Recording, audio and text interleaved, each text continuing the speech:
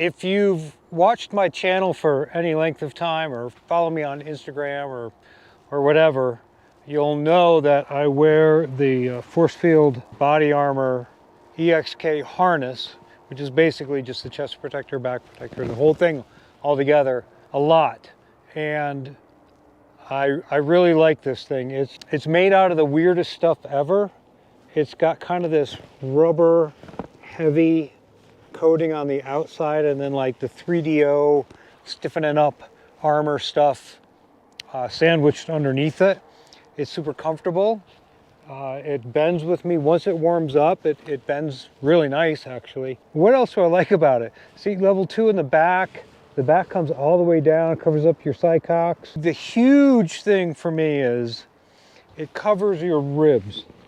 And if you take a spill on your chest, slide into home base, whatever, that's fine. Your chest is pretty bouncy. But your ribs down here, man, if they snap and go through a lung, your day's done. How do I put this? I have crashed in the weirdest positions. I've landed on the nastiest stuff in this armor, and I'm gonna say it, I'm gonna jinx myself, have yet to break anything. The worst was I took a 10-footer off. You ever go along a shelf road, like a really narrow trail where it just drops off on one side, it's a cliff on the other, right, and you can't fall off that side? I fell off that side, and I landed on a rock that was facing me and took it full in the chest. Knocked the wind out of me, saw red, thought I was gonna pass out the whole 9 yards. Didn't break a rib, didn't break my sternum, walked away from that. I've landed on my elbows, I've crashed into all kinds of stuff. Again, the whole thing is this kind of squishy, bendable, heavy-duty rubber. It's actually insanely thick. If you can we see it? Hedge on, it's really thick. If there's a bad thing about the armor, it is heavy. It is not light stuff. It has a kidney belt to hold your back protector in place. And then this holds your forearms on. This holds your biceps, the top of your elbow protectors on. And then your shoulder protectors are kind of held in place by this Velcro. And the whole thing comes off. It's not the easiest in the world to get on and off. It doesn't have like a suit, like a pressure suit. It's not all one piece. All the pieces kind of float separately. I would love it if Forcefield would make a pressure suit that's this full featured, but they don't yet. So basically that's what the whole thing looks like. Front, back. To get it on is not a big deal, right? You just pretend like you're putting it on your sleeves.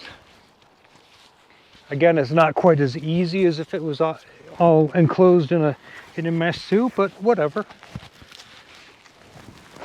A swing and a miss on that one. Oh, and my thing came on.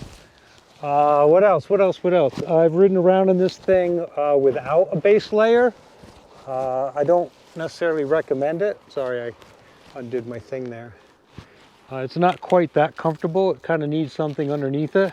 But I have ridden around in this with just a t-shirt underneath it, and I was fine.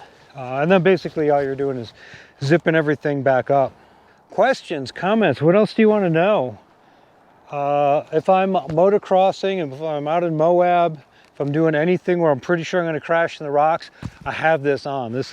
I always wear this. If I'm on a BDR that's super long, that's not real technical, I might wear their Pro Air shirt, or their Air Pro shirt, which I really like too. It's kind of the same stuff, only without this heavy outer layer on it. It's a lot lighter. But if I'm doing a BDR and I reading the reviews and looking at the maps and there's some pretty nasty gnar going on in there, I will definitely put this on. I mean, I don't know what else to say other than this thing has saved my life at least once, probably more than I know. All right, thank you guys for watching.